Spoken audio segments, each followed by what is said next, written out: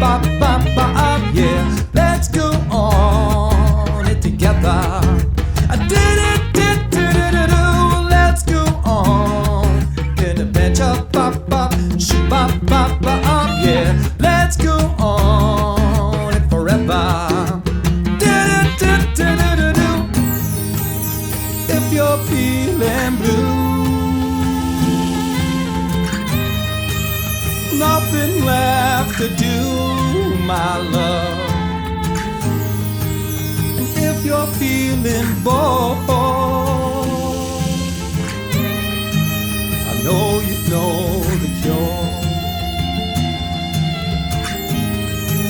You know the cure. Let's go on an adventure, bop, bop, shoot, bop, bop, bop, yeah. Let's go on it forever. Let's go on an adventure, bop, bop, shoot, bop, bop, bop, yeah. Let's go on it together. Let's go on an adventure. Like, I think he's like, I gave him the ship and he's just steering it straight for. And now I am the captain of the ship. Oh. Hello, everybody. Welcome to another episode of the Musical Chairs of Massachusetts, coming at you live from the Chair City of Gardner, Mass. We like to feature and showcase local area musicians of all genres and provide them a platform to get them heard all over the world. So I'm Nikki. I'm joined by this character, Chris. Hello. Hi, guys. How are you? Thank you for tuning in, and we all love you, except for you. No, we love all of you. We tolerate you. We tolerate. No. Yes. I love you guys. I tolerate him. Yeah, that is true. I tolerate him. That's 100% true. Yeah. So, guys, thank you again. We have an incredible show. We have a couple firsts. I always love our shows when we have firsts.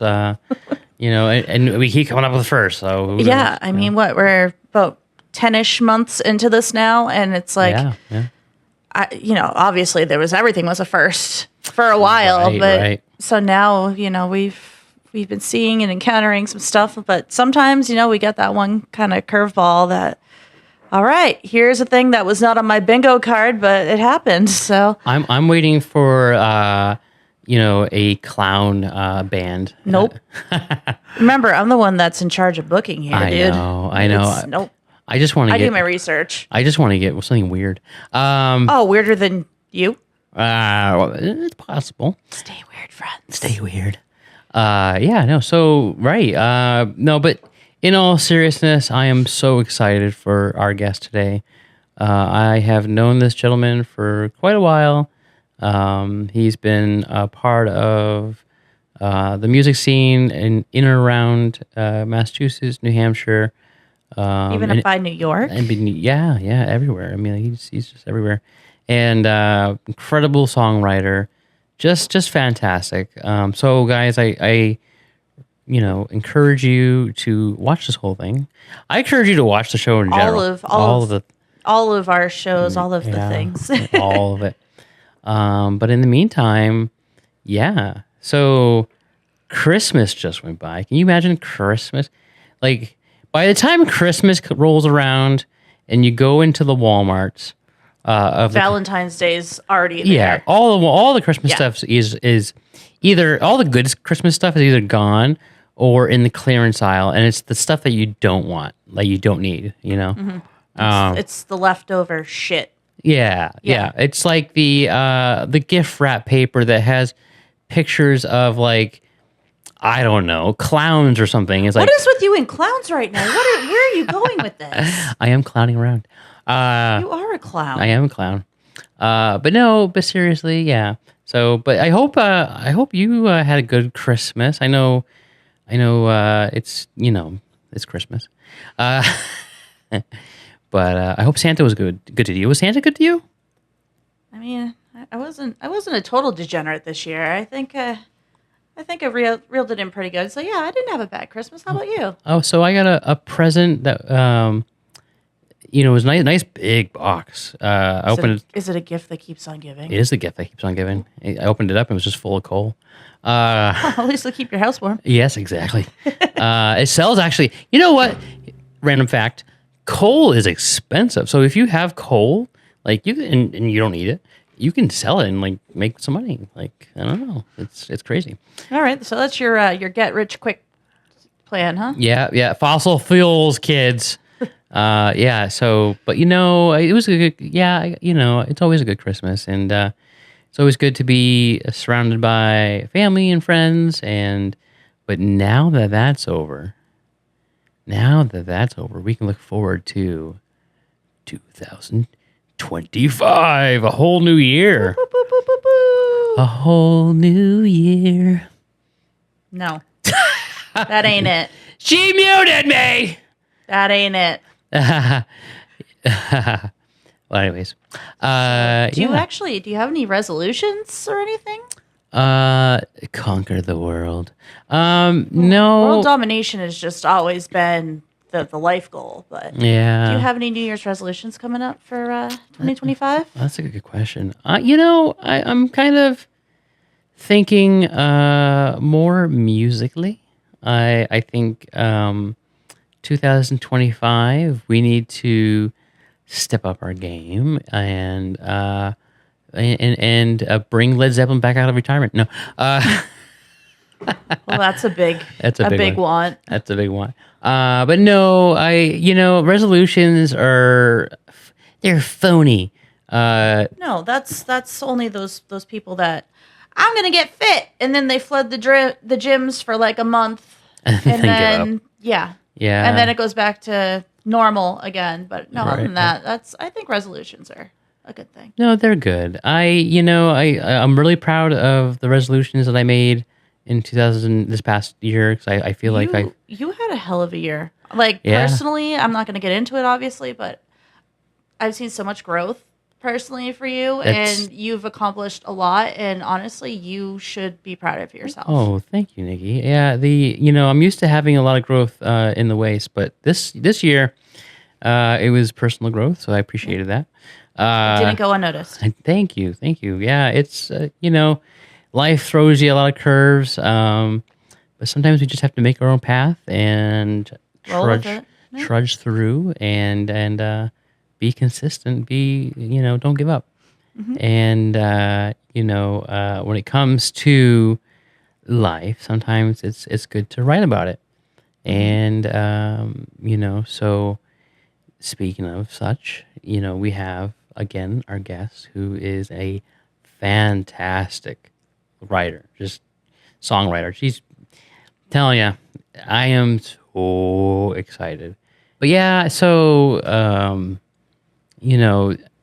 I was just saying that life happens. I could be in the worst traffic whatsoever, just absolutely having the most miserable time, and I could be listening to our guest's music, and it'd be fine. Everything would be fine. I mean, really, with all the difficulties that I know that I have had and you have had, I think it's safe to say that this show and the music that we've been able to enjoy has been great free therapy. Wouldn't you say? Oh yeah, yeah. There's just something about connecting with other people, and then of course music is just therapeutic in general, and so I like to think of the studio as my happy place for sure. Yeah. It really is. We're spoiled because we get to have our own little private concerts, and this episode is just no different. But we are so thankful that we can share it with you guys. So without further delay, get right into it. Why don't you go ahead, Nikki, and introduce our next guest? Yeah, and before I even do that, Happy New Year, everyone. And Happy New Year. This upcoming year is the best one yet for y'all. We wish you nothing but the best. All right, let's hop on into this thing. Ian Galipeau is a folk rock songwriter for hopeful cynics, crafting happy, sad music about the gray areas, exploring themes like the bittersweet nature of love, the flickers of hope amidst catastrophe, and the optimism found in surrender. Ian's songs often defy simple categorization like a simple love song or a breakup. Whether reflecting on writer's block, the nostalgia of parenthood, or channeling the voice of a Ray Bradbury character, his work consistently reveals unexpected layers. Based in Keene, New Hampshire, Ian has been focused on his solo project since 2018. In that time, he has shared the stage with a variety of regional acts, including Arc Iris, Dietrich Strauss, Belle Skinner, and Ian Fitzgerald. His collaborations include co-writing with Katie Tupin of Handmouth fame. Ian has released 2 sister EPs, Ray's Rise in March 2018, a full-length album, Like We Were Never Here at All, in September 2022, and a series of singles and an EP throughout 2023 and 2024. With nearly 200 shows under his belt across central New England, from Troy, New York to Portland, Maine, Ian is passionate about fostering the local music scene and has dedicated the last 2 years to curating a playlist showcasing incredible talent from the region. His upcoming album, Faded Pictures, is set to release in early 2025. Outside of music, Ian cherishes his life with his wife, a former music teacher, and their 2 young daughters. Welcome to the studio, Ian. Thank you so much, Nikki. It's my pleasure to be here. I did it. Yeah, great job. Thank you for coming down, Ian. This is awesome. Ian, I've known you for quite a long time. My daughter has had the pleasure of being a student of your wife, Allie. There, so awesome. I've got to see you at a lot of functions at the school. You sure have. Yeah, my wife was a music teacher, middle high school music teacher, where Chris's daughter went to school. Right. For 11 years, she taught there. Yeah. Wow. And so it's funny. A lot of places, because I'm a performer, people know Allie as Ian's wife, but in this area, I am Allie's husband, and, and I love it. It's awesome. That's awesome. Well, I've known right away from the very beginning how just incredibly talented you are, and I want to go ahead and kind of start things off from the beginning. I feel as though that music has been a big, solid part of your life for quite a while. But when did it first start? When did music, intersect into your life? You could say I exist because of music. Oh, nice. My dad was a professional musician from before he finished high school until a couple years after my brother and I were born. Wow. He met my mother as a performing musician. Wow. Right? So it's kind of always been there. My dad and my uncle were in a band. And so for me, in terms of when it started to resonate and when it started to mean something, I picked up guitar because that's what our 7th and 8th grade music curriculum was. Where I grew up. In 7th and 8th grade general music, you picked guitar or keyboard, and that was your class time. Let's figure out the instrument. That's really cool. Yeah. It was great. Yeah. And so I started playing in 7th grade, 8th grade. I think the first song I learned that is a song was Good Riddance by Green Day. Like, it was so cool. Oh, yeah. That's a great song. It was so cool in the early 2000s to be playing that song. At least it wasn't like Smoke on the Water. Right. I mean, that was obviously there, right? We all learned Smoke on the Water first. But in terms of a real song that I could play through, it was like that. And then I kind of set it down. I was like, this is cool. My hands like it. Like I was decent at it, but I didn't have big enough feelings as a 13-year-old to process. And then my good friend, my best friend in high school, bought a drum kit on a kind of a whim, and we were like, all right, we're starting a band. And nice. Turns out he really was not all that as a drummer, but the bug caught for me at that point. Yeah. Right, doing like bad Nirvana imitations because that's what I was into at the time. Yeah. And so I was around 16 the first time I really sunk my teeth into learning guitar, and started performing about a year later at like high school talent shows and things. Yeah. And it's been 20 years since that. I'm 36 now, so wow, been at it for a bit. Yeah, and it definitely shows, like the quality of the music. I love your songwriting, the lyrics. It's just It's really beautiful. Thanks, Chris. I think as a guitarist, I plateaued around 22. Yeah. So I haven't gotten much better in the last in the back half here. But my songwriting is my favorite thing. Yeah.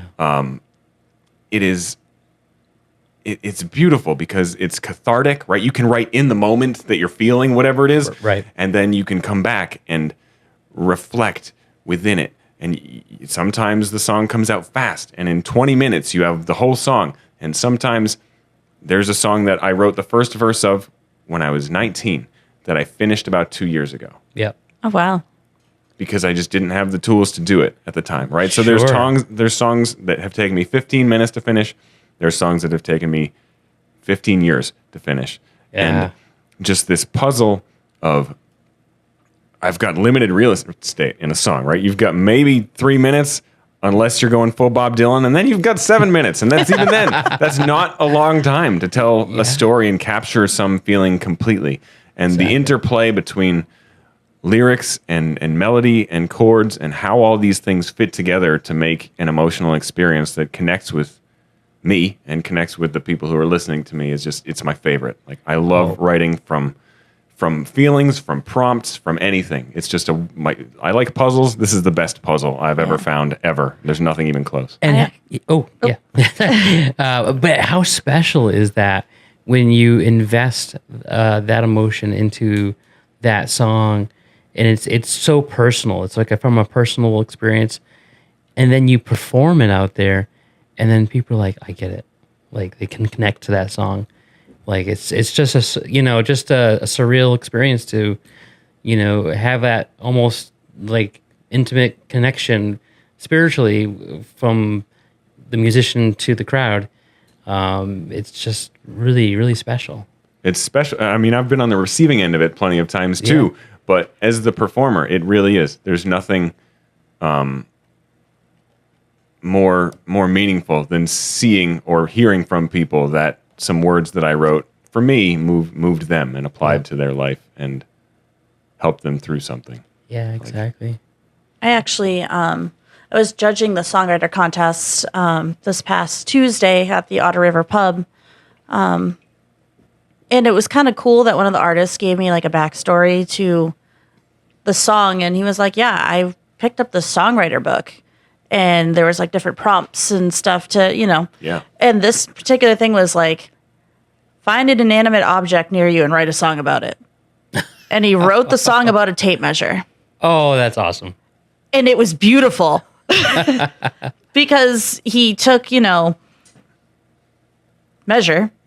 But not only is it like, here's a thing on a reel that, but also like the measure of time, the measure of like, he totally flipped it and all that stuff. So like you were saying, like, give me a prompt, give me your whatever. Like, it's crazy how you can take that prompt and you can craft it. Once you die, it seems like mundane. Like you tell someone, I wrote a song about a tape measure, and like that is interesting because it's odd, but really when you commit to, I'm going to explore this thing that seems mundane, and how can it be interesting? Because you can go so many different levels with that. You can make it beautiful. You can make someone cry about a tape measure. And that's magic, right? That is magic.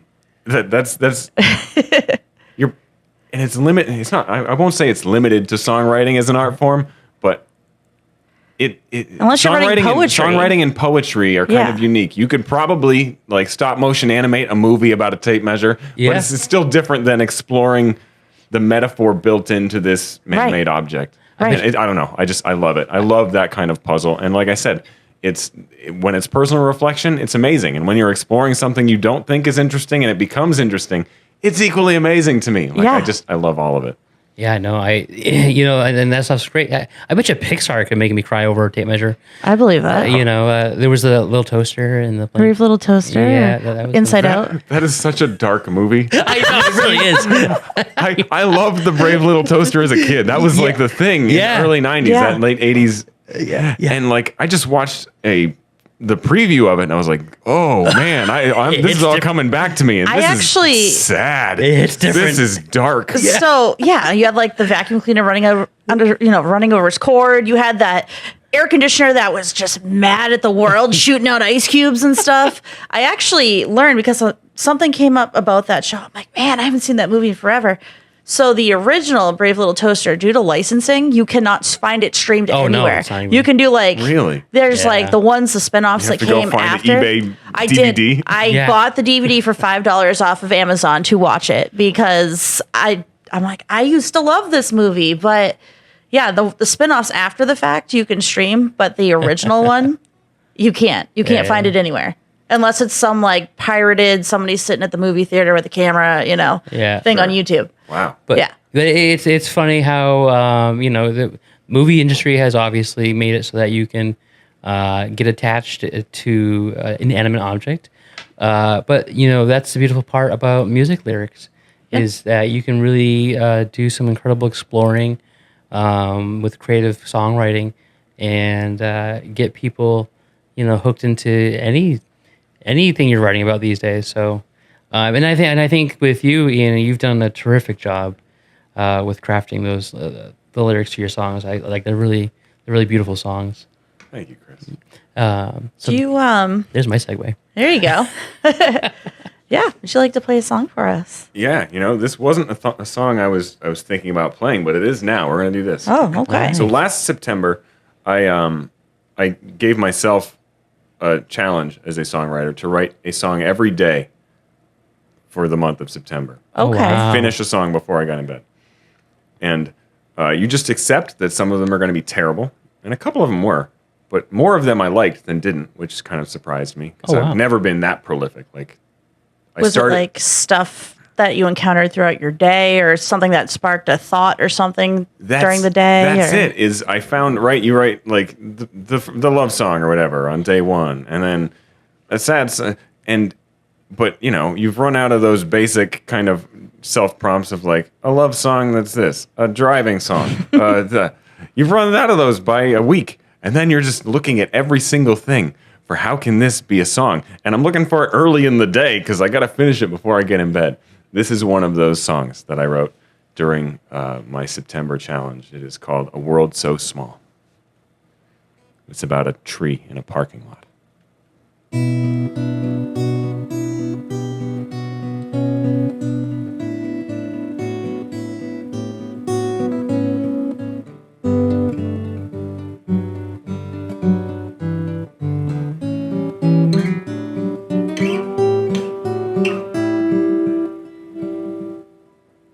Oak tree on her own small island in the asphalt sea of gray.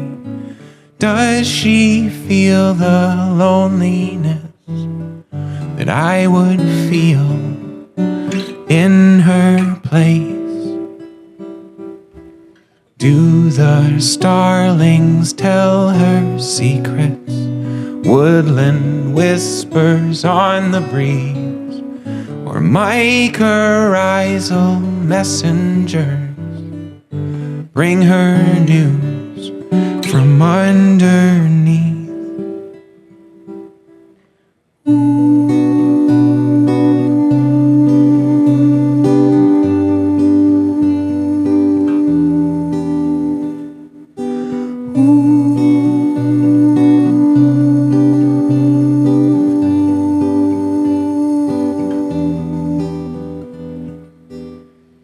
Does she long to know another?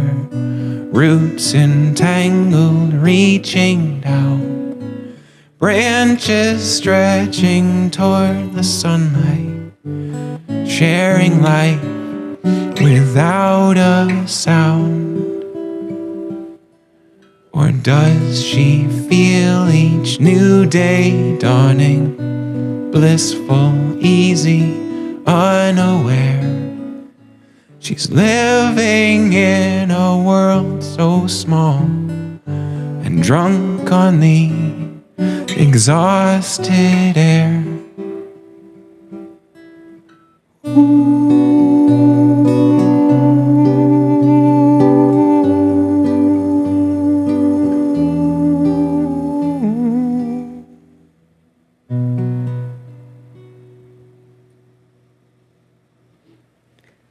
I have never felt so attached to a tree. Right? Wow. Wow. Converting new tree huggers one at a time. That's right. What a beautiful song, man. Jeez. Yeah. Yeah. Wow, that's telling you guys. Wow. you. Yeah, thank you for that. No, And that was written in a day. That's crazy, right? I will come clean. That song was written in a day, but it was written like oak tree on her own small island in the... I didn't figure out the finger picking part. How do I mimic my melody till after? So I arranged that little bit, but I wrote the lyrics and The roots everything. were there. The lyrics and the melody and the chords were all there. I did not figure this out So for a little bit. okay, so then when you said you challenged yourself, you wrote the song obviously, but were you also taking it a step further of how am I going to put music to this, or was it here's a song I wrote and I'll figure out the music after? No, I mean the music is all there. That's what I. There are songs that I write all the words and then I write the music, and I don't consider it finished until there's music attached to it, right? okay. So it existed, and I was playing simple guitar underneath it. I wasn't playing complicated guitar underneath it. But the melody needs to be there, and the chords need to be there, and the words need to be there. Helps all tie it together. That makes sense. Yeah. What would you say some of your biggest musical influences are? Big influences on my music. See, you sent me some questions, and I have to write my answers down because I just am stupid. And Stop I'm not stupid. My memory is not very good. I can play, 150 songs from memory if I have the list of songs that I know in front of me. If I don't, I'm like, I can think of 3 songs right now. I can't do it. And so I wrote some of this down. But in terms of musical influence, there's like the early stuff, right? The things that I was listening to in my formative years before I was even a musician. It's still there, right? It leaks in. And so early things were 90s alt rock very much for me. The first albums that I bought, they were cassette tapes. Yeah. At Ames. Oh, there's a name I haven't heard in a hot minute. I bought cassette tapes at Ames, and I bought 3 albums. And the Goo Goo Dolls. Nice. Dizzy Up the Girl. Yeah. The Wallflowers. I had that one too. The Wallflowers Bringing Down the Horse album. Yeah. Third Eye Blind's self-titled album. Ooh, Those were formative for me. Yeah. And actually, Hanson's Middle of Nowhere was an early one as well. Okay. I remember that. Tracy Chapman was an artist I fell in love with as a kid. Yes, me too. Really enjoyed. So that's like some early stuff before I was playing. You just still hear those roots in my music. Whether I've never tried to write a Goo Goo Dolls song, but it's there. I know it's there. Yeah. The melodic sensibility of Johnny Resnick. Yeah. In general, artists like, let's see, Randy Newman was a discovery for me about 10 years ago. I love Randy Newman. I grew up with Randy Newman was You've Got a Friend in Me, which is a great song, but he was the Toy Story guy. Right. And then I'm a big Ben Folds fan as well. And I read in an interview where Ben Folds had said that Randy Newman was like top among his influences. And I was like, wait a second, that's not because he wrote songs for Toy Story. Yeah. And He also gets dark, though. Ben Folds? Randy Newman? Randy Newman, yeah. the Really short dark. people, short people song. Right? Like, it's this ridiculous call out of racism in a metaphor of how ridiculous is this? And it's beautiful. So I delved into his solo career, like as a songwriter. I knew Short People, but that was it. Yeah. And that's a song. I just was floored by this guy. That's the Toy Story guy, and Toy Story guy, and he's exploring Good Old Boys, like this whole album of that's written from the perspective of these racist Southerners or little criminals. Like there's a song from the perspective of a serial killer. Yeah, and just there's this incredible. His like, writing is beautiful. But then you're like, ouch, right in the childhood. You're the Toy Story guy. Yeah, there's that too. But Randy Newman's huge for me. There's a whole world with Randy Newman that people don't realize. Like you said, like I started listening to this and I was like, what? Like, this is great. It's amazing. And he's also a film composer and he scores all of it, right? Like, there's so many dimensions of Randy Newman, and I just really appreciate him as a songwriter. Nice. The Bens, for me, Ben Folds, as I said, Ben Gibbard from Postal Service and Death Cab for Cutie.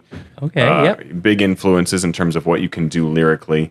Ben Queller was an inspiration for me in terms of thinking melodically. Oh, yeah, sure. Anais Mitchell. If you know her, you may not. She's an incredible. She wrote Hadestown, which has become a Broadway musical. Oh, okay. Incredible songwriter from Vermont. The Milk Carton Kids are another folk artist that I really love. They're kind of the comparison they get as a folk duo is, of course, Simon and Garfunkel. Okay. Yeah. And you definitely hear those influences. A little part of each one. Pieces, yeah. I mean, there's so much music that I love. I tried to restrict my list to like artists that I've stolen from or borrowed from. We all steal. It's like, how can I write like that? Yeah. And then I would be remiss if I didn't mention some local inspirations as well, and artists that from the New England scene over the years that have influenced me. Darling Side is a band from Central Massachusetts.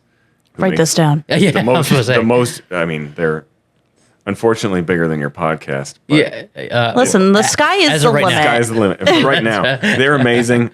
Ian Fitzgerald is from Providence, Rhode Island, and I've certainly borrowed from him. And then there were some bands when I was in college, like college mates of mine, that I've borrowed and stolen from for the last 10 years. The Lake and the Lion, a guy named George Barber.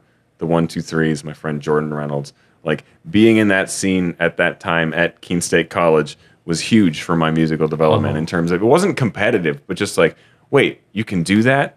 Hold on a second. How do I do that? Right? There's just this wonderful collaborative atmosphere of being in a community, and those are certainly influences that have affected my music. And we'll be right back after these brief messages.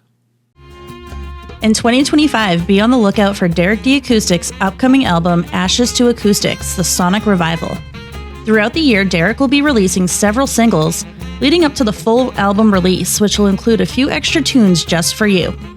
Ashes to Acoustics features live acoustic covers performed at open mics at the Otter River Pub, recorded by Soundbites events and open mics.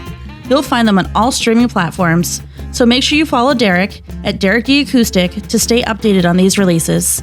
Enjoy Ashes to Acoustics, the Sonic Revival in 2025 and beyond. And now back to our show. So you mentioned that went to Keene State. I did. Yeah, and I find that Keene is what you would expect a true New England town to be. It's such a great college town. But the music scene out there is also just incredible. A lot of talent out there. So I'm sure that helped influence your growth as a musician. It very much did. Yeah. Being in a community where there were options, places to perform live and lots of people attending live music performances. And lots of musicians who want those slots. Like, it makes you focus in on your craft and see what other people are doing really well. Yeah. Which is important. It's just a very different world. Like, figuring out how to be good live and how to engage with people and how to support and be part of a community is so big as a musician. Like, that's what it's all about. There is money in streaming. It's not for artists like me. Yeah. It's not for artists that are on what would have been MTV artists 20 years ago. Yeah, exactly. There's no money in it. And it's all about building a community of people that you relate to, because it's so saturated, right? 100,000 songs every day come out on Spotify. 100,000 different songs a day. It's crazy. So there's no pennies on that. So think about that. And right. You don't make anything on your song if it gets less than 1,000 plays a year. There's not even a monetization on it. Yeah. And you can't blame Spotify for that, because I get it. But yeah, it's all about building a community and relating to people, and that collaboration and sense of belonging that comes from that. Well, I'm glad you mentioned that, because it really has, the streaming revolution has, I believe, really altered our music industry in a very dramatic way. Dramatically. Yeah. An album, like a vinyl album, you'd pay $35 for or whatever. Right. To make that same contribution toward an artist's pocket, you would need to stream their songs 9,000 times. Jeez. Wow. 9,000. That's insane. As opposed to buying, and I don't buy vinyl. I do buy CDs, and I pay for albums on Bandcamp. Yep. And I don't even listen to them on Bandcamp. I still listen to them on Spotify. But just to say that you matter is like a big thing for an artist, because 9,000 times you'd have to spend like 50 days just streaming one artist's set of songs to equal what they would have made 15 years ago on the purchase of that song. That's and it's just, insane. it's so, you're right. Music is ubiquitous. You can listen to 4,000 artists a year if you wanted to. And that's cool. Yeah. But it's different, and it's harder as an artist, right? It's so saturated. Yeah. And I've seen the musicians that are out there that are trying to either make a living or make some money back. They've had to switch up their whole game plan rather than, selling CDs, selling albums, or try to get a contract with a record label. They're going out to the gigs. They're going out to play the live shows. Yep. And yeah, it's definitely a different world. Sure, the streaming platforms allow you to get more exposure, but you're going to be one of the very few lucky ones out there that if you're able to make a living off of that. Right. Yeah. And there's just so much talent. It's so competitive. But that's why, you mentioned, why networking is so important, I'm sure the community up there, the music community up in Keene is just supports each other. You guys are well, that's great. It's important, that's great. Nikki, you have a question? I do. Can you share a moment where you think you made a significant impact on someone's life through your music? Oh, that's always a good one. So, yeah, I love to talk about this. And I'm gonna disguise names here. Sure. But one of the most profoundly affecting moments for me as a musician, I had written this song with my friend John, and he'd come to me with this mashup of ideas, and there were lots of ideas, and we were both kind of out of our element in terms of, it was this song about a soldier who comes back wounded from war and gets addicted to painkillers, and it's like, this is sad, That's man. deep. It's dark, and there were so many ideas, and it was messy, and we worked on it for months to how do we fit all of this into the real estate of a song? And even when we finished it, it was like, I don't know how to play this, John. Do you know, how do we perform this? What type of audience do you perform this for? Do you know how to perform this? And he's like, I don't think I could ever sing as this character. I don't think I don't know how to do it. And so I put it in my back pocket, and I loved the song. I was proud of the song. I thought it really swung for the fences, and I felt like it was a home run. But it's hard to find the audience to play this song for, right? It is. And one day, I was running out of material that I wanted to play in a 3-hour set at a brewery. And I saw a guy at the set with a Marine's hat on, younger guy. Okay. And I'm like, I'm going to play this song. And by the end of the song, I watched him stand up from his table and pace. And he came up to me at the end of the song, this former Marine with tears in his eyes, and shook my hand and thanked me. I have chills right now. And I've since become friends with this guy. Oh. And on more than one occasion, veterans, after I that convinced me that I'm allowed to perform it. It's not my story, but I respected this story, and I did my homework, and we assembled it in a way that was meaningful to a guy who lived it. Wow. And I've played it, and I've had a handful of veterans thank me for this song. Goosebumps right now. It's dark, it's heavy, but it's... Is this a song that you wouldn't mind performing for us? I'll play it for you guys, yeah. Oh, beautiful. Well, that's great. I was actually going to say, hey, can we have a song? Why not? This is called Soldier's Lullaby.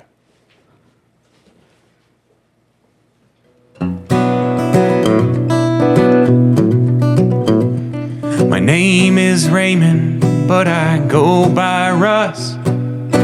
Truth is, I don't remember too much. Did a 6-month stint in Kandahar till a bullet shattered my left arm, and they packed me up, sent me home. And my high school sweetheart spent a year by my side, waiting patient for the bones to heal up right. But the wires crossed inside my head were a circuit that she couldn't mend, so she packed up and headed home. And it's ringing in my ears as her words hang in space. Oh, you're still alive by God's good grace, but I'm back bleeding in the sand every time I close my eyes, living in this soldier's lullaby.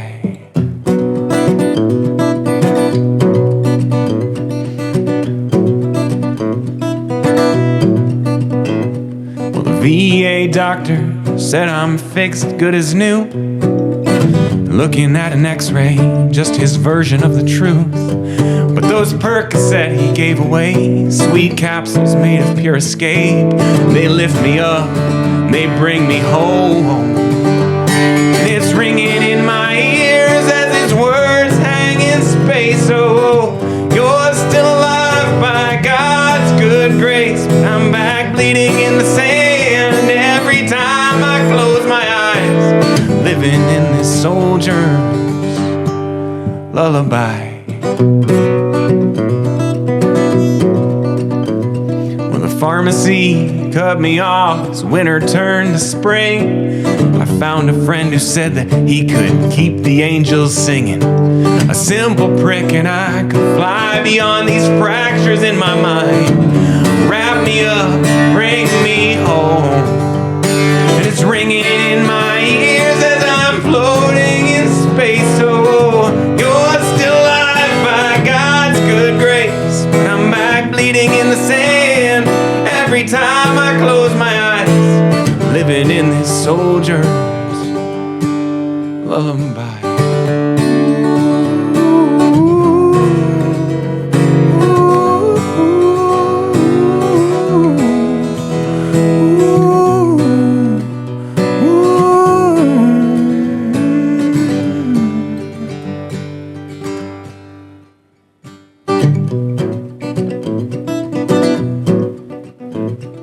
Sometimes I wonder if you'd love me better dead, falling in a combat zone instead of left out here to beg.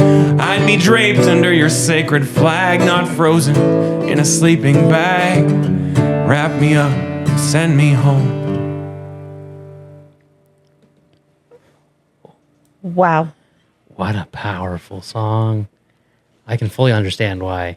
I'm trying to see if the camera can capture, like, I have legit goosebumps right now. Like, and it's not easy to make a Marine cry. You know? Wow. But I can understand why now. Wow. That's incredible. That's incredible. And again, that how long did that take to come up with? Like I said, my friend John had this stream of ideas, but they weren't particularly coherent. Right. There weren't lyrics. And so we morphed it into, we had a couple of verses that first day that we sat down to work on it. Yeah. And I worked on it over the following weeks, and we figured out what the rest of the verses kind of were. And the chorus, that refrain, is what took the most time, because we had a refrain that was kind of a placeholder, and it made sense at the beginning of at the first chorus, but it didn't really make sense for the rest of the song. Yeah. And so it took me another 6 months of just sitting with it, and it wasn't the only thing I thought about, but coming back to it periodically to say, how do we replace these words? That the melody of the chorus was there, but how do we fix it, right? And sort it out. And that took another few months. So that song was probably 5 or 6 months in the making, from conception to performable, and then it was another 6 months before I felt comfortable playing it. Yeah, because there are a lot of words, but also again because I didn't think it was my story to tell. But that's something I've come to terms with as a writer, is like, as long, most novelists are not writing their exact life. Yeah. Bob Dylan was never a boxer, right? Like the Hurricane is a story song. It's like that's such a great way of putting it, though. Yeah, and Johnny Cash never went to Folsom Prison except to play his Folsom Prison song, right? So you can write these things, but you need to respect the subject matter. You can't just hack it out and be like, oh, this is a song about domestic whatever. Yeah. it needs to be respectful, but it doesn't need to be your story. Right. Yeah. But if you can be the voice of to get somebody else's story out. And that's all it feels like, because I don't know. Be a voice for someone. This is a horrible statistic that I learned as I was writing that song. Veterans from post 9/11 wars commit suicide at 5 times the rate that they actually die in combat. What do they say, 22 a day? Something like that. Yeah. It's like 5,000 have died by suicide, or 5,000 died in combat, somewhere around there, and 25,000 have died from overdose or suicide. It's insane. Like, we're not taking care of these guys. And again, it's not my story, but it kills me. Yeah. And it brings awareness to that. It's at the very least. Yeah. At the very least, that's right? it. Just, I don't have the solution, but I'll call you out. Yeah. I'll raise awareness for you. Right. Exactly. If it makes your voice heard and can, do something for you, why not use your platform? Yeah. There you go. 100%. 100%. Well, thank you. Thank you for sharing that with us. Absolutely. Thanks for listening to it. Yeah, it was beautiful. I first played that at a brewery, but it's not a song I break out on the brewery circuit. Yeah. Right. That's about, it comes back to read the room, know your audience type deal. Right. So, I guess let's lighten the mood a little bit now. That would be good. Could you tell us something crazy you've ever encountered or experienced at a gig? You're already laughing. Here we go. Laughing, coughing. Nikki, you killed him. I'm just trying to make light here. No, this is a great segue. Okay. Every you guys talk to musicians all the time. Every musician has crazy gig stories. I feel like I have more than my fair share. Oh boy! Feel free to mention 2. Oh man, the gigs. So I've been playing in bands for a long time. Like I said, I started performing when I was around 17 and played in rock bands mostly, not solo. Okay. Up and through college, and so I was in a rock band with my brother and a friend who was the drummer, and we'd played this place up in very northern New Hampshire. It was called the Bull Moose Lodge. Oh, I think I've heard of that. Yeah, I've heard of that. It is in Errol. It is on Lake Bagog, all the way. It's on the. I used to go snowmobiling up there. That's why. Yeah. Okay. So up there, and I booked a show with a rock band that I was playing with. The owner there knew us and liked us and booked me because she's like, all right, it's a new band, but I like you guys. And then that band fell apart. Oh. And she booked us for the 4th of July party. Oh, no. Up in it's as rural as you get, right? These are loggers coming out to have a good time on the 4th of July. And so I was playing with another band, and I was like, all right, we're gonna play this show because we got to go up to the show. And we go up for this 4th of July party, Independence Day.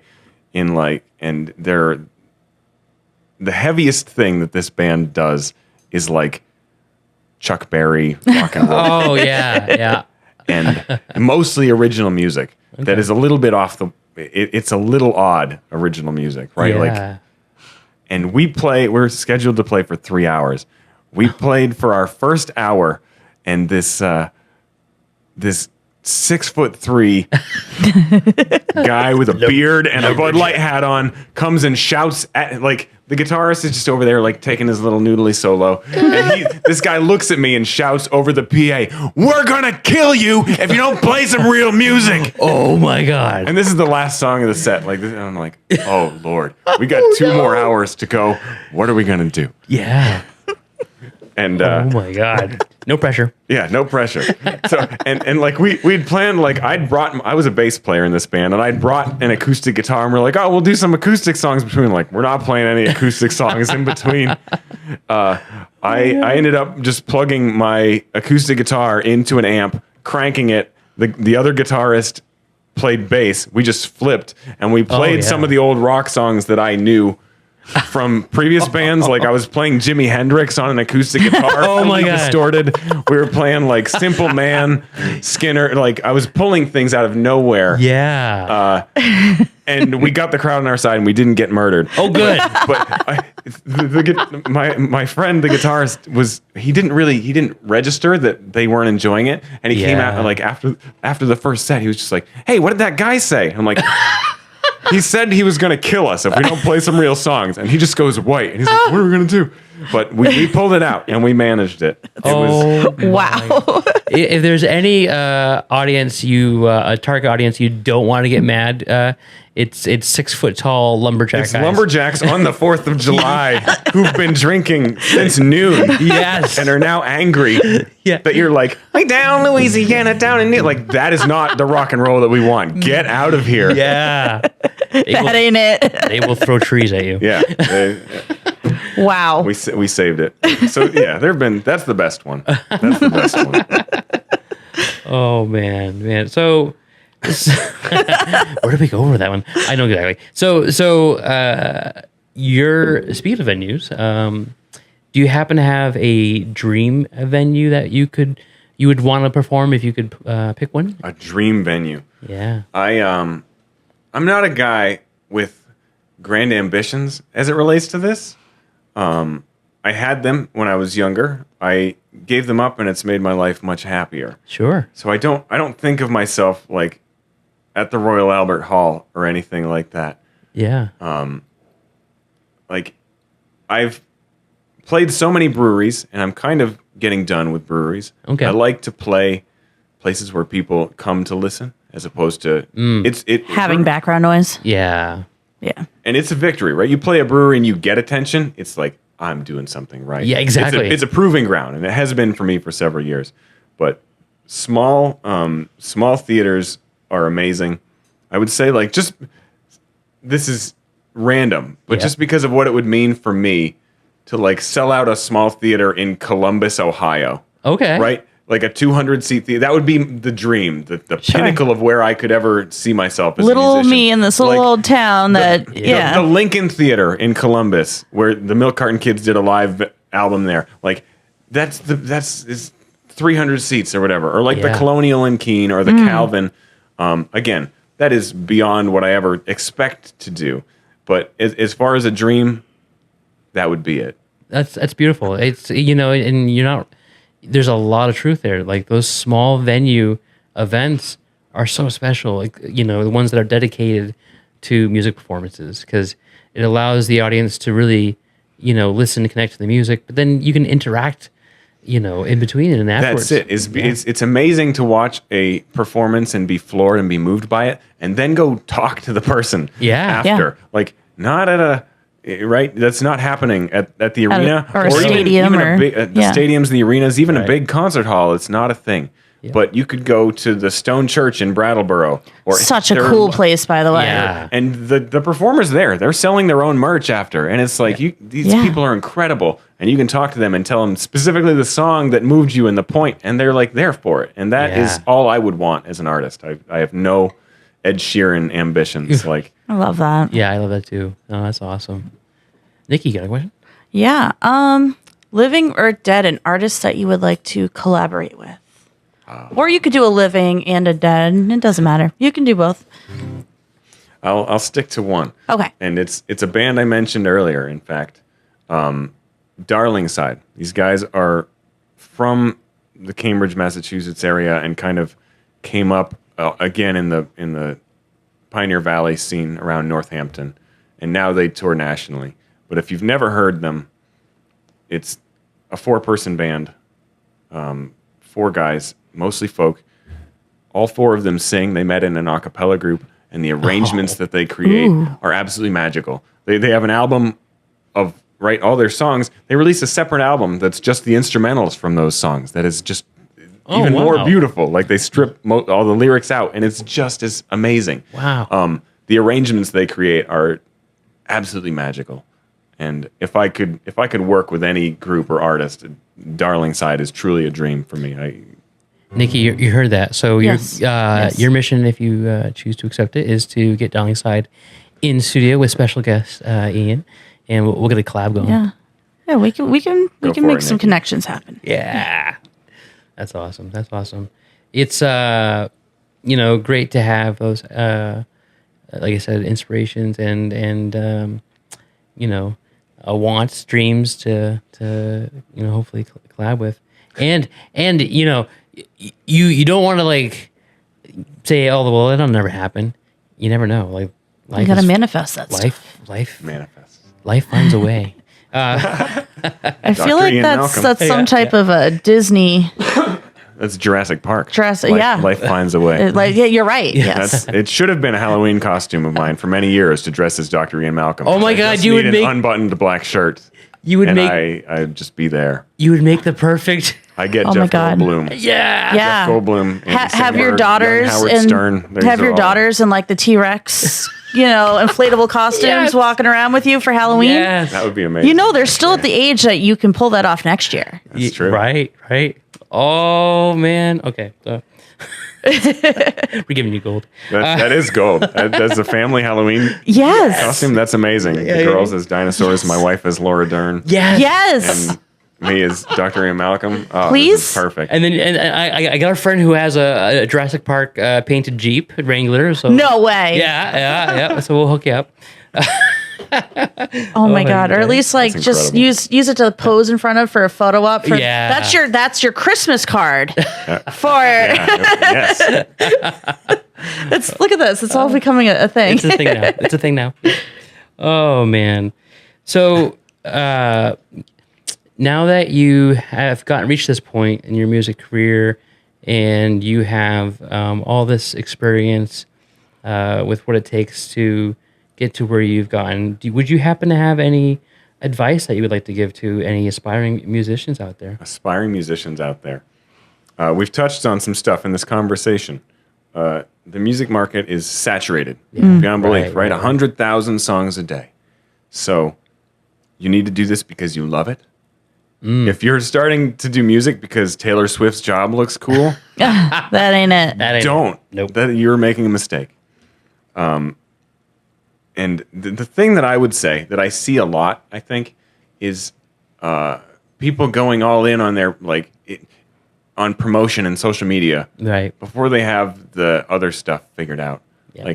Worry about getting good before you worry about your online presence. Kind of a put your money where your mouth is type. Yeah. That's a big thing for young artists, and there are plenty of young artists who are very good, but it's a trap to be like, oh, I got to get 5,000 followers on my Instagram, and then I can work on my next EP. That's probably not it. Nope. Worry about getting good so that strangers at the open mic are saying, wow, that was great. And then work on your social media, because again, it's all your Instagram followers are not necessarily your fans. Your Spotify listeners are not necessarily your fans. Yeah. Your fans are the ones who come to your show, because there's no money in Instagram unless you're a 10 out of 10. Yep. And that's not music money, right? It's influencer money. Yep. And there's no money on Spotify unless you hit the lottery. So the people who are coming to your shows and buying your tickets and buying your t-shirts and your stickers or your CDs or whatever it is and supporting you actually, those are your real fans. And don't worry about the social media numbers first. Worry about those after. They'll show up. My reach isn't far. I've got less than 900 on Instagram, but I can get people out to shows, and that's what I care about, is the relationships I have with these people. Sure. And I know them by name, and they know me by name, and it's just a different thing. So, be good before you worry about, oh, I don't have enough Spotify listeners, or that's not what it's about. Right. Yeah. Be good, because if I see you at an open mic and I like what I hear, you're damn right I'm going to come up to you with my card and be like, wow, you sounded great. I'd love to have you on your show. So you better come prepared. That's how you get on the musical chairs of Massachusetts. You better come prepared with, 5 or 6 songs and not just this one off that you pull out it, It's all about, authenticity over the other word I was thinking of. Yeah, where are you going with this? Authenticity over, oh my God, that was so good too. Authenticity over. It was another A word. Anticipation? No, it wasn't anticipation. Oh man, we'll circle back to that. So I did happen to notice, Ian, that you have a second guitar with you. I do. Here it is. And is there a song it's my emotional support guitar. Oh, okay. There is a song that I play that on. Yes. Okay. It's in a different tuning, and I don't like retuning my whole guitar. Mike Martin did something very similar where he did what was it, a drop D to play Name by the Goo Goo Dolls. So he had to put a different string on it because it would have broke with normal tuning. Yeah. Is it Name that's in Yeah.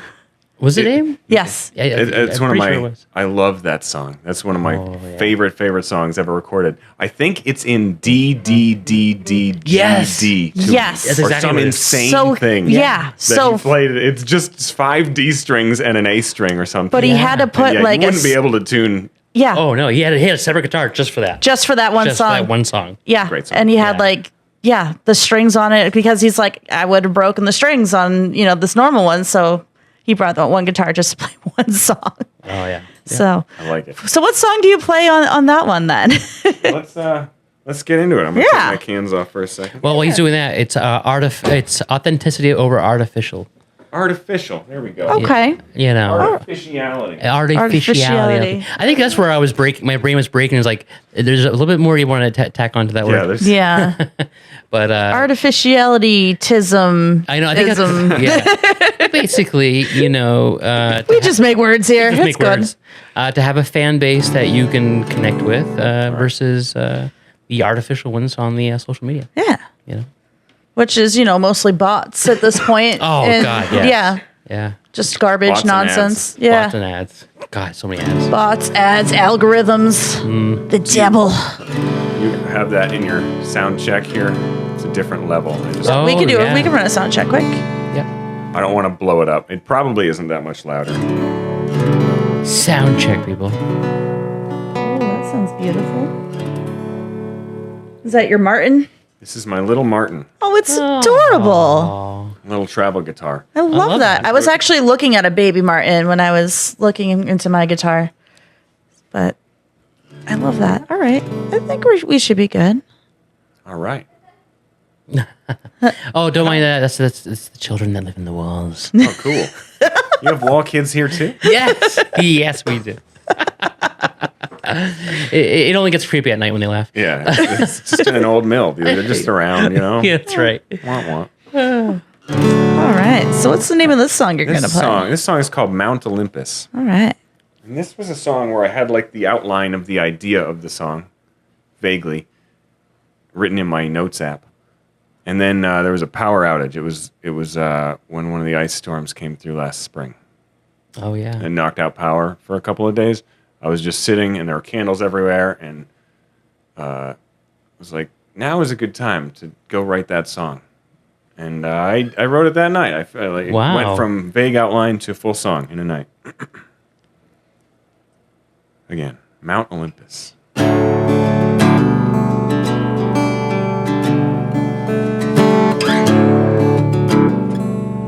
Zeus looked down from Mount Olympus, the king of everything he saw. At the temple where they brought their wishes, and he had all a god could want, believers and a pantheon. Oh, oh, oh, oh, oh, oh.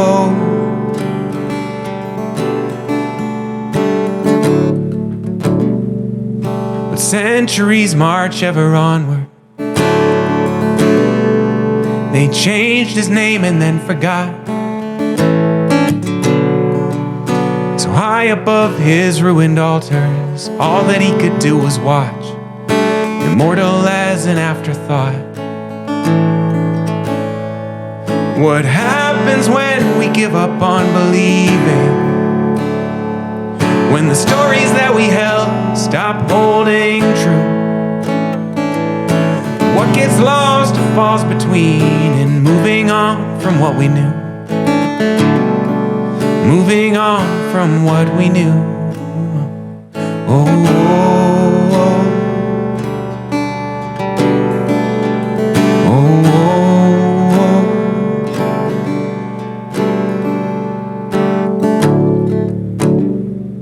oh. I watched them swear it was forever, a sacred vow to carry on. For rich or poor, they'd be together.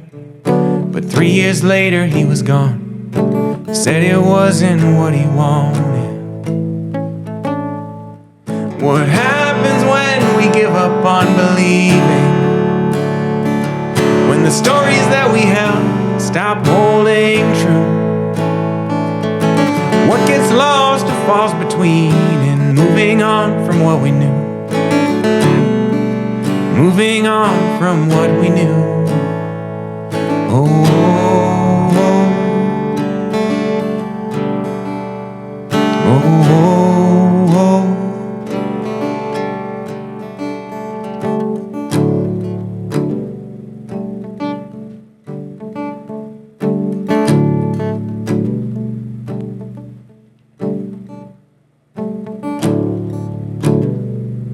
I've stumbled through the echo chambers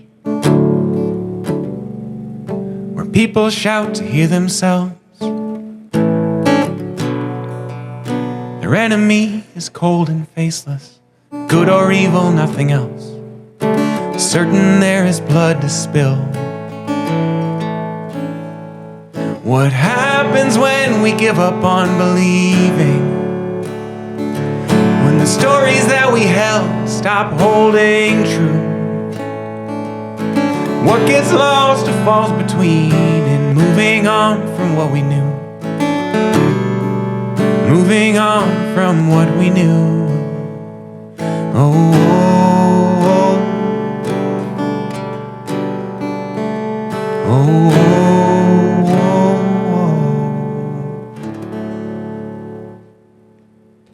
oh. I am just absolutely in love with that, with your music. It's also beautiful. It really is. It really is. It's so well crafted.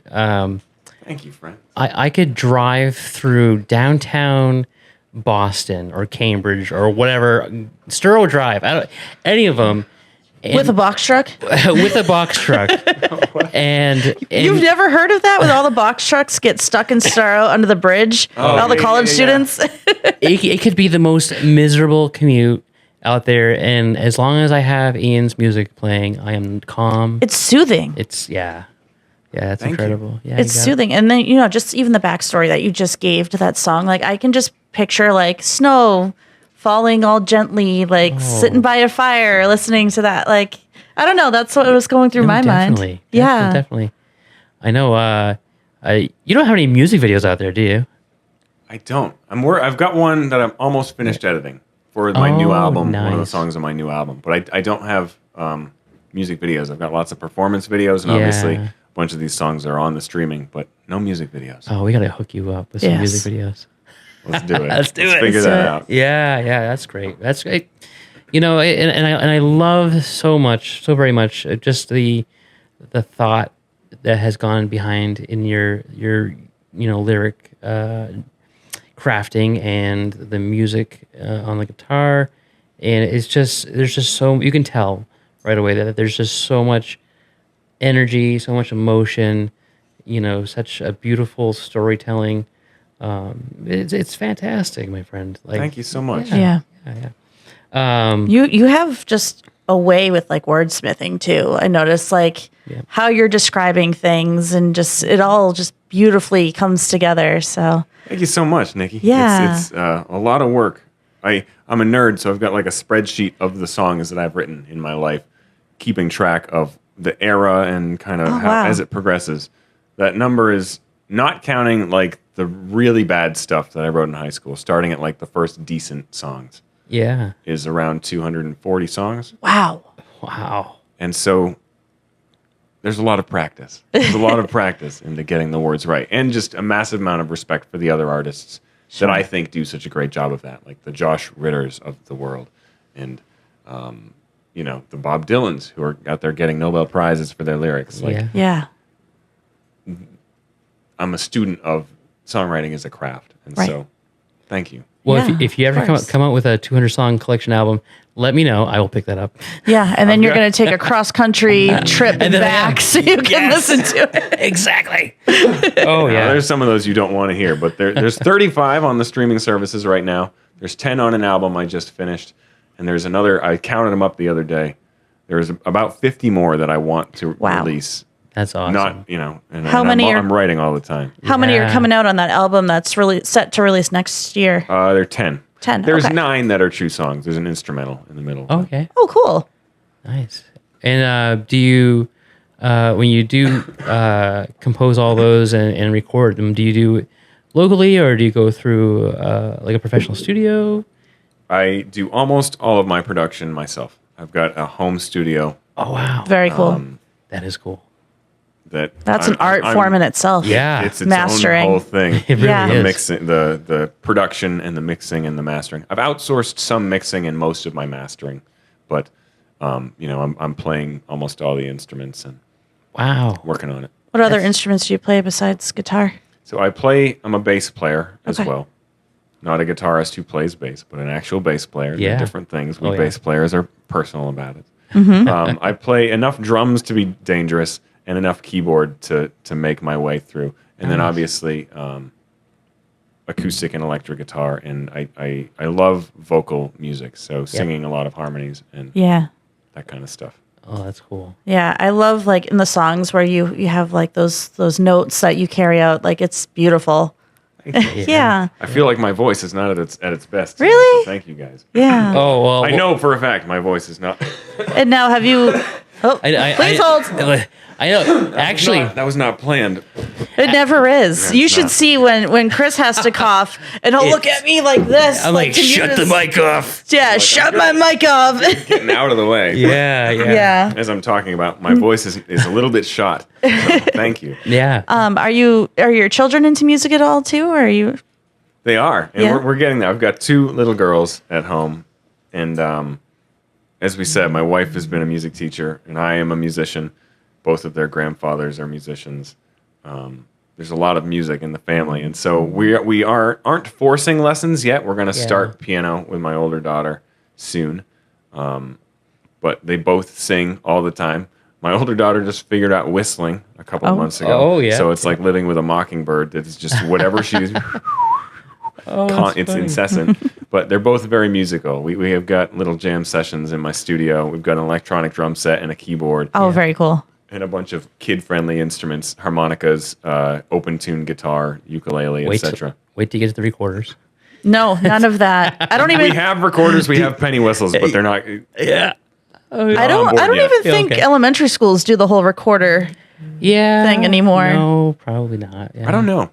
They've got so many more fun, like wharf instruments and the boom whackers and all that. Yeah. Yeah, stuff that's that true. are more, Way more fun.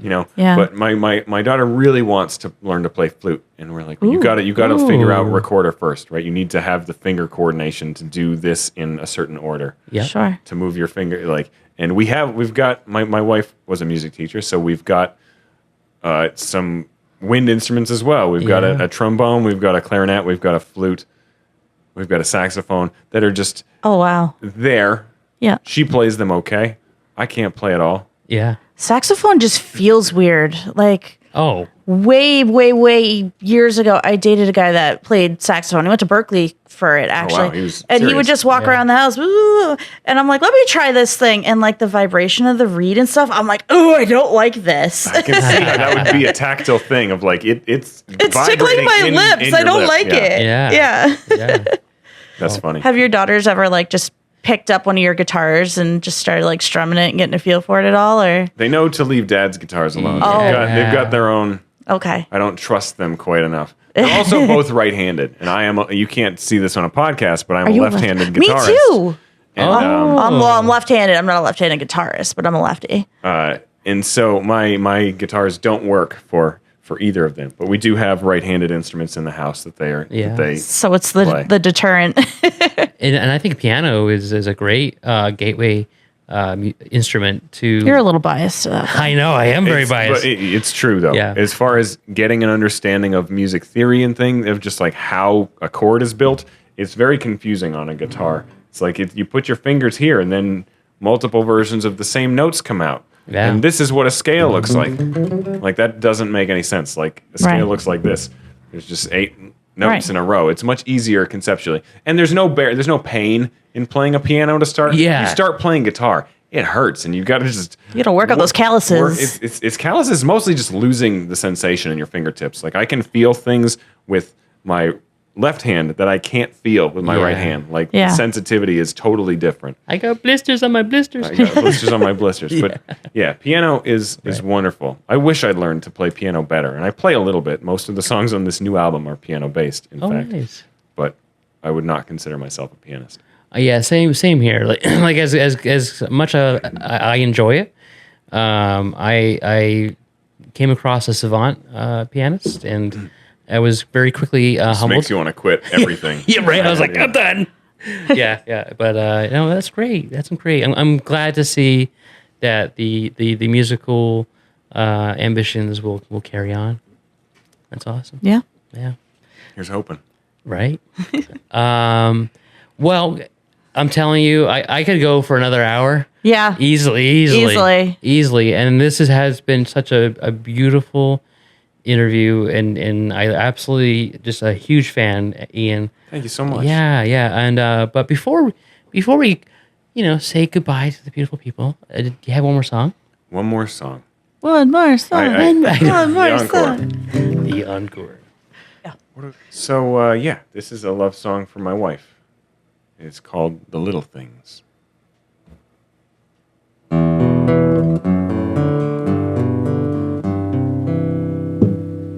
One day I was on my own, just floating through the motions. 17 and wandering, a kid without a plan. Somehow you were there to help me find the right direction. What you saw in me, I know I'll never understand.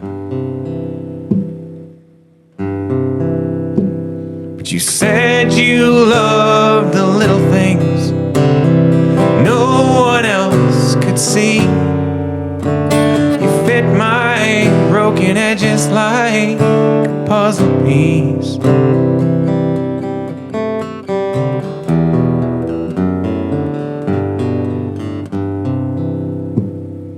One day we were married in the house that you grew up in. Your grandpa's story held 100 people misty-eyed. But every day the changes come on just a little faster. It's easy to forget how hard it was to get it right. Working through those little things no one else can see. Searching for the notes to write our melody.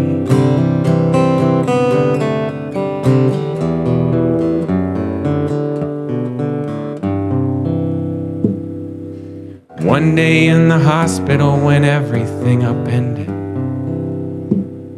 a baby girl with eyes like summer twilight in my arms. A couple years of chaos and a sister came to join her, with fire in her spirit and stained glass in her heart. I find you in those little things no one else can see. Patterns in the branches of our history.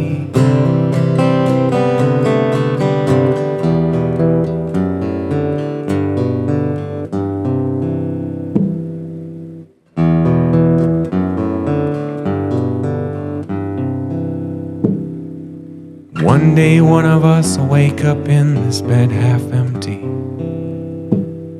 and have to keep on living out beyond this life we made. I couldn't say which side of that divide I'd rather wait on, but if I go before you know I loved you all my days. And I'll find you in those little things no one else can see, holding to the corners of your memory.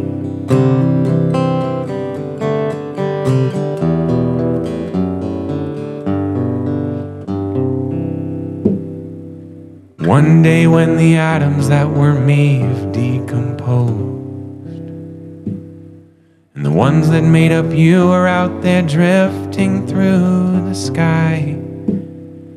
I like to think we'll meet again out there among the stardust. Two pieces in a molecule, together like old times. I need my... Yeah, here. Have some microphones. So Now that I'm not coughing anymore. yeah, take the attention off me while I get rid of... Oh my god, I'm looking like the You Joker guys do over your here. thing, I'll play something else. Can you play something happy now? Yeah, I will. Yeah. You want me to? Can I end on something happier than that? Oh, well, I know that was the end, but Yeah. Hold on. boy, howdy. Y'all need to really see that. He just moved me to tears. Yeah, I'm over here ugly crying, looking like the Joker. Good job, Ian. Good job. Thanks, Nikki. Thanks for coming along for the ride with me. oh, Oh, I did. I was invested. oh yeah. Oh my that was God. Beautiful. That was beautiful. Yeah. Thank you so much. friends. Wow. Yeah. I'm good. You go okay? I'm good. Okay? I'm good. Okay. I'm good. Wow. Sure. So okay. I don't think we've ever hit more than 5 songs on a. I don't think so either. episode. If we're at time, I mean, this is the don't first let me song peer that- pressure you here. No, this is. I'm telling you, we're all about first. I was a little misty-eyed when, Brian Chafee did his Rainbow Connections. Rainbow Connections. Oh, it's a beautiful song. But this is legit freaking. I got tears. Wow. All right, this is a first on the show. Nikki is actually bawling. That's going to go on the wall of first. Yeah. Ian made Nikki cry. Yeah. I'm okay with it though. But okay. You did your job and you did it well. Thanks. But you know what? I am all on board. Let's go for it. Let's go for 6. Yeah. Okay. One little happier thing. Yeah. Something fun. Yeah. We like fun around here. Fun. This is a song that I wrote very recently. It's one of my newest songs. It's called On Borrowed Time. And a friend of mine showed up at a brewery gig that I was playing. A friend from high school that I had not seen since high school, right? Because I moved away from my hometown. I don't live there anymore. And it just got me, he surprised me. He didn't tell me he was coming. He just shouted at me after my first set. And I was like, my God. That's This awesome. is why it was so cool. It was great to see him.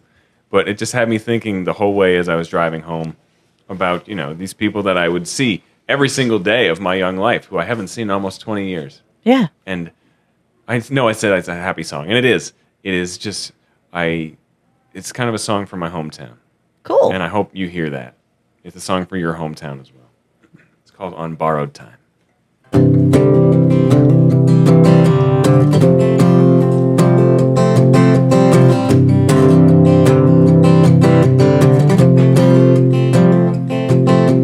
We were the best of friends, a couple of kids in a town that had run out of dreams. Spending our nights on the ice by the courthouse, skating till we couldn't breathe. Playing like the cup was really on the line, living on borrowed time. On borrowed time.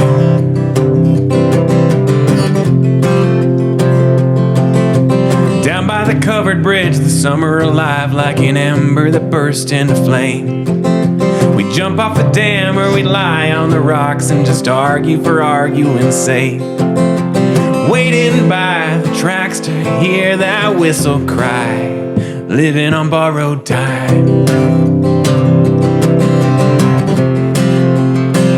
On borrowed time.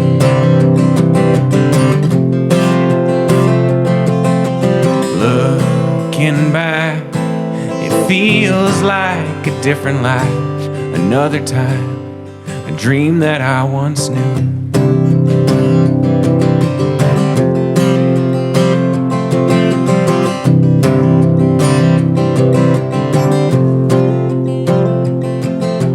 We're caught in a photograph, a couple of kids on the night when the world set us free. Having the time of our lives, we were singing like heaven was just out of reach. Chasing down forever under open skies and living on borrowed time. On borrowed time.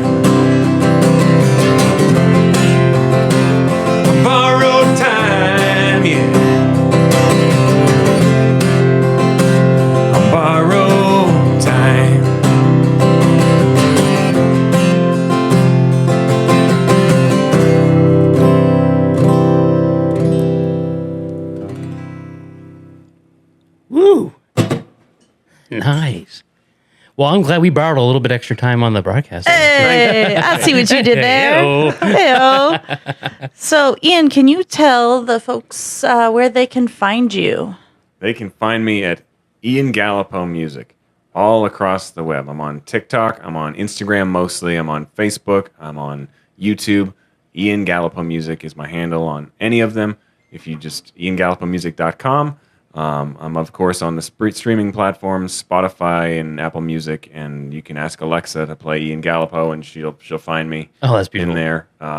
Also creepy, but beautiful. And if you you got the robots on your side. If you choose to pay for music, you can find me on Bandcamp as well as some old albums that aren't on the streaming platforms. And I highly recommend you folks checking him out, find his content, and sign up to his newsletter. He has a beautiful newsletter that he works hard on, with great content, great news about his upcoming stuff. So make sure you sign up. Yeah, you can sign up for it on my website or through a link tree. Perfect. We like link trees around here. Linktree. Oh yeah. / Ian Galipeau Music. In fact, that's it's easy to find. Yeah, and we'll make sure to include that in the show notes. In the show notes. Awesome. Yeah. Thank you so much for having me. This has been a wonderful way to spend the Saturday. Thank you so much for coming in. Oh God, yeah. This has been a long time coming. Like I said, you were one of the first people that came to mind when we first started this podcast. For sure. Yeah, because I mean, the day that I am honored. Well, so the day that you did the coffee house sessions at the Brew Barn. Yeah. That particular day, we used to work together, Chris and I. Just got to talk. Oh yeah, what do you like to do? You do photography. You do music stuff. Yeah, me too. So he had asked me to help him out run that coffee house session. So that's where I had met you, and it was from there. Once we got about 2 of those sessions in, I was like, this would make a really cool podcast. Yeah. So when it all kind of so then when it all kind of came to life, I'm like, we need to get Ian on here. Yep. So I'm glad you came in and we made this happen. I'm so happy. Thank you guys. Yeah. So thank you so much. Guys, this has just been an incredible episode. I'm so thrilled to have our guest here, Ian, and just get to I feel guilty because I feel like we've had our own little private concert, but we are happy to share this with the world. Of course. And we are so incredibly, I'm getting choked up.